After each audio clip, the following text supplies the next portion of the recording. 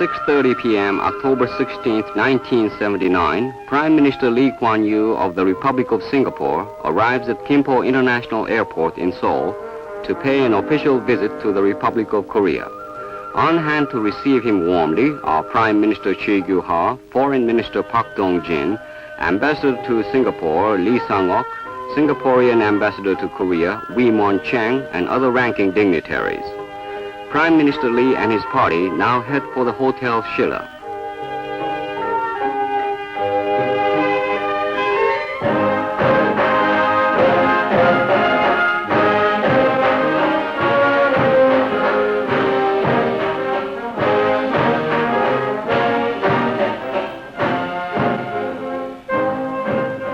On the morning of October 17th, Prime Minister Lee Kuan Yew and his party arrived at the Capitol Plaza to attend the welcoming ceremony.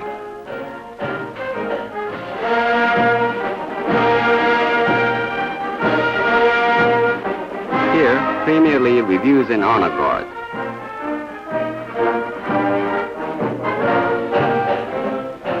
Korean children present bouquets of flowers to Premier and Mrs. Lee Kuan Yew.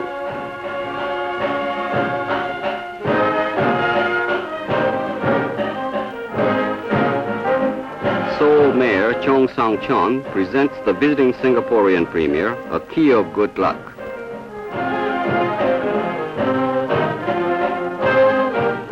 Prime Minister Lee now exchanges greetings with Korean cabinet ministers,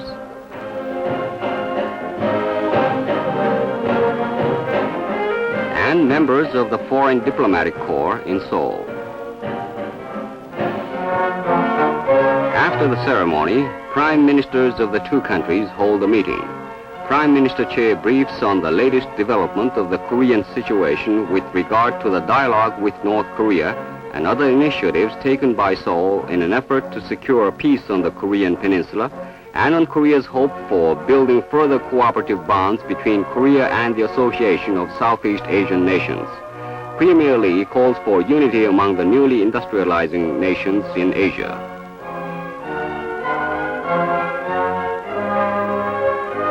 Meanwhile, Mrs. Lee Kuan Yew pays a courtesy call on Mrs. Choi Kyu-ha. The two ladies share a friendly conversation.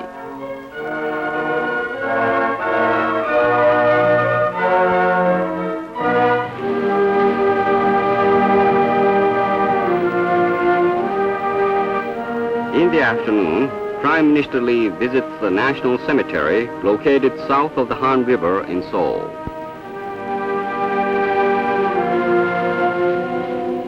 Before the memorial of the unknown soldiers, Premier Lee pays homage to those who gave their lives in defending their country.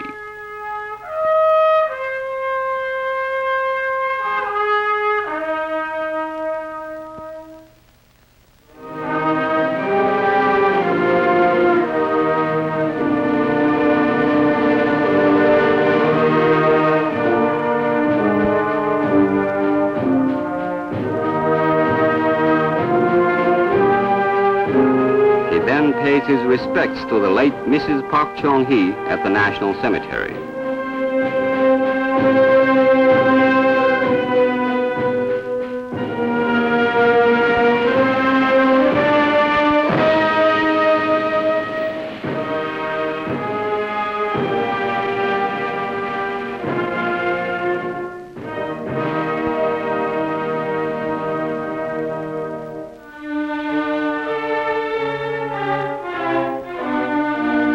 At the Economic Planning Board, the then Vice Premier Economic Planning Minister Shin Hyun-hwak receives Prime Minister Lee and briefs him on Korean economy.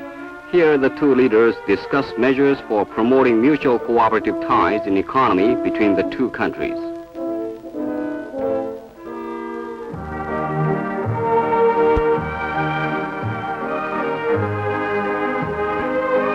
In the evening, the then Prime Minister Che holds a dinner party at the Chosun Hotel in honor of Prime Minister and Mrs. Lee and Dr. Lee Wei-ling, Premier Lee's daughter.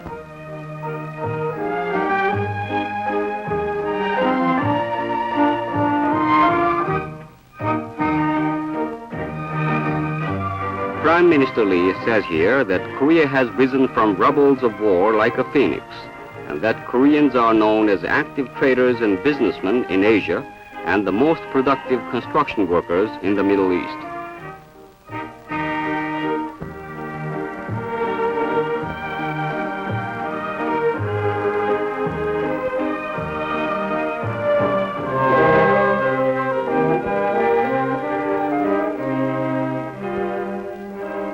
In the meantime, Madam Lee visits Changdeok Palace and the Secret Garden in Seoul.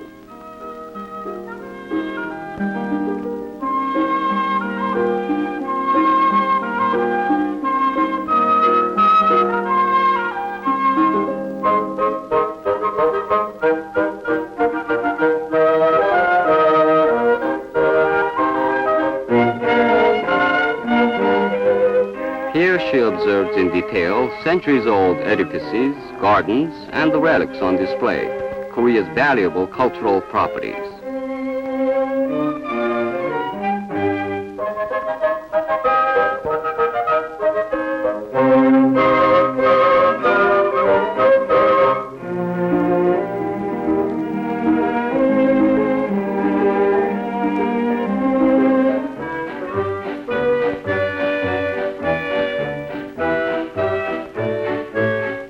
On the afternoon of October 18th, Prime Minister Lee sets out for a local tour.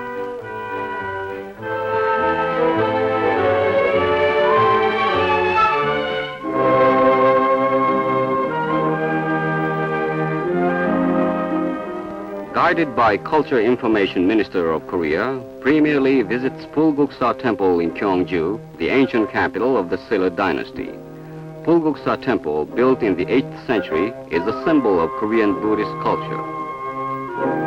In the temple compound stand abundant treasures pagoda and Sakya pagoda, the former being feminine and the latter masculine.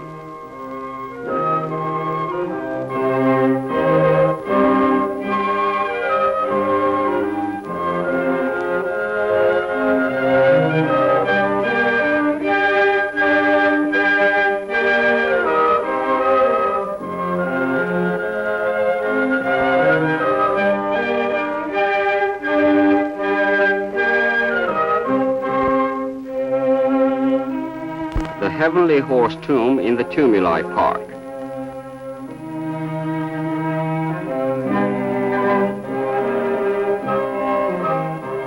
Inside the tomb, renovated for public exhibition, Premier Lee observes the old relics lifted from the tomb.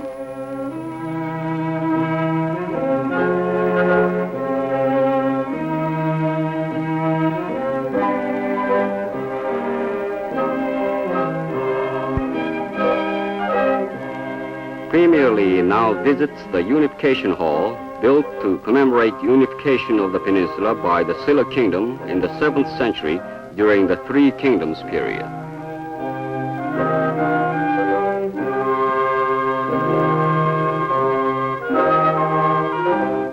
He then visits the Pomon Lake Resort in Gyeongju, newly developed recently.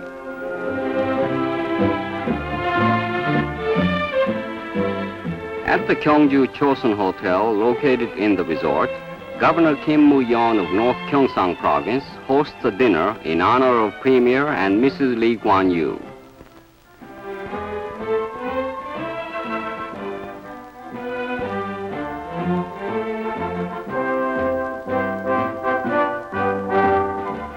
Premier Lee now visits Daewoo Heavy Industries in Incheon, a port city on the west coast.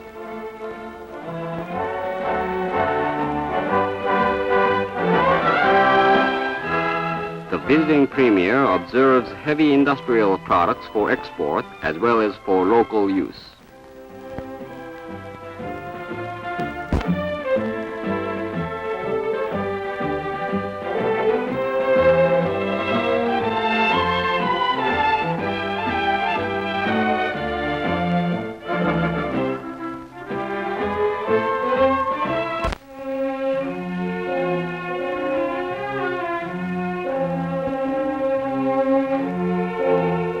At 3 p.m. October 19th, the fourth day of his official visit to Korea, Prime Minister Lee pays a courtesy call on the President of Korea. President Park Chung-hee and his daughter Kun-hye received Prime Minister Lee Kuan Yew and his party warmly.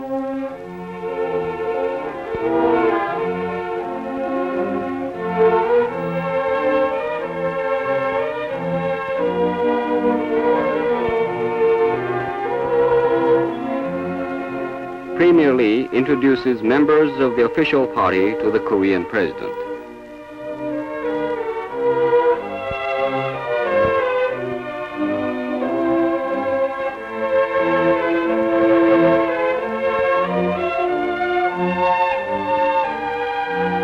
President Park awards the Order of Diplomatic Service Merit Grand Kwanghwa Medal to Prime Minister Lee Kuan Yew.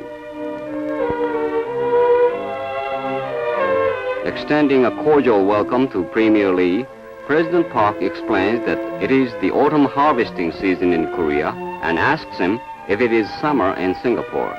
Expressing his thanks for warm Korean hospitality, Premier Lee replies that Singapore has summer all the year round.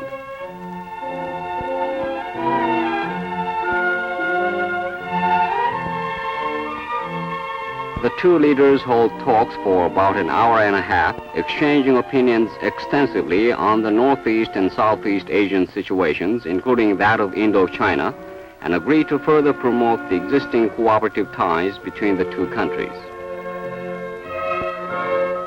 While the talks go on, Madam Kwa Gok-chu, wife of Premier Lee, pays a courtesy call on the eldest daughter of President Park. Here, Mrs. Choi Gyu-ha, wife of Korean ambassador to Singapore, and Miss Lee Wei-ling also share a friendly conversation.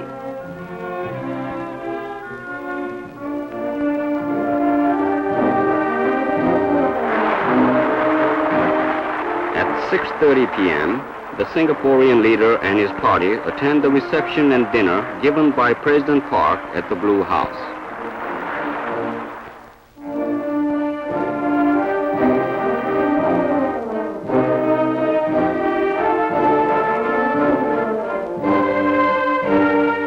Also invited to the reception and dinner are over 100 domestic and foreign dignitaries in Seoul.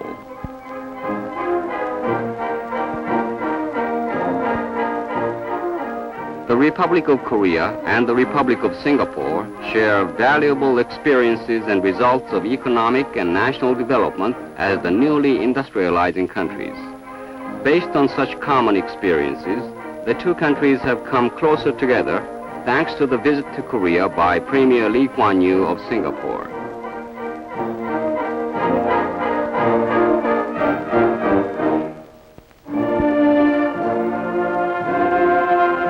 In his dinner speech, President Park says that it is incumbent upon the nowadays developing nations to counter wisely various problems and difficulties arising from the worldwide shortage of resources and international economic instability, and to continue balanced international stability and economic growth.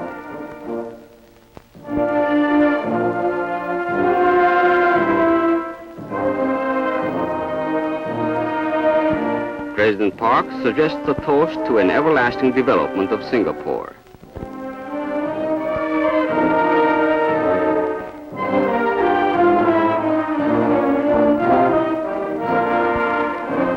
Responding to President Park's remarks, Premier Lee says that the success and economic prosperity of the Republic of Korea attest to vitality of the Korean people.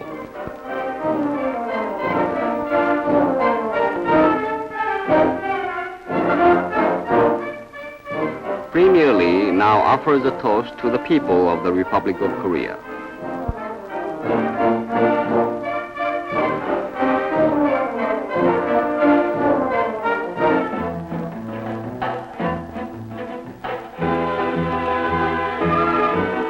Saturday, October 20th, Madam Lee, guided by the governor of Gyeonggi province, visits a Semal village or a new community village in the province. After presenting a souvenir to the village, she plants a tree in commemoration of the occasion.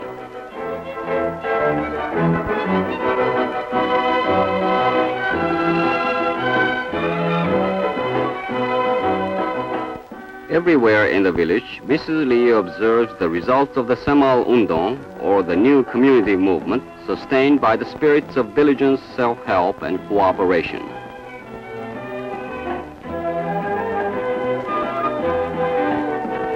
Mrs. Lee shows keen interests on the life of the villagers.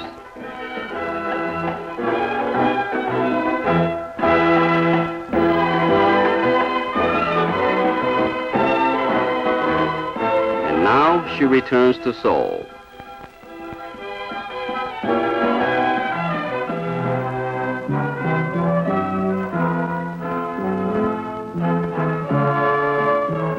On the 20th, the visiting Singaporean Prime Minister pays a courtesy call on the then National Assembly Speaker Pak Du-jin.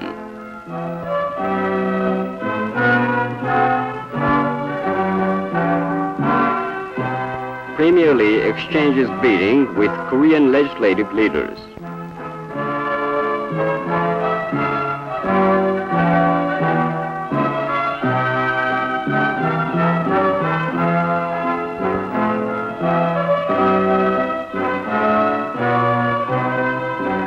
At the luncheon hosted by National Assemblymen in honor of the visiting Premier, Premier Lee says that he has discovered diligence, a driving force, and lots of activities among the Korean people. Speaker Pak responds by saying that Singapore has been developing markedly under the leadership of Premier Lee.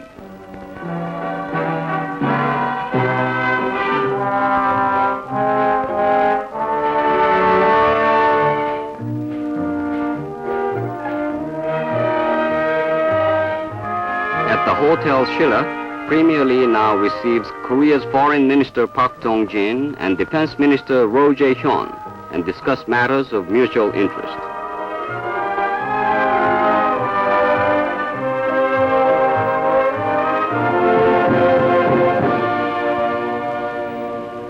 On Sunday, October 21st, Prime Minister Lee arrives at Gimpo International Airport to leave Korea. In a 13-point joint communique issued by Prime Minister Choi Kyu-ha and his Singapore counterpart Lee Kuan-yew, they agree that the both governments would continue their efforts to further expand bilateral trade and to promote economic and technical cooperation. Winding up his 6-day official visit to Korea, Prime Minister Lee Kuan-yew of Singapore and his party leave the Republic of Korea.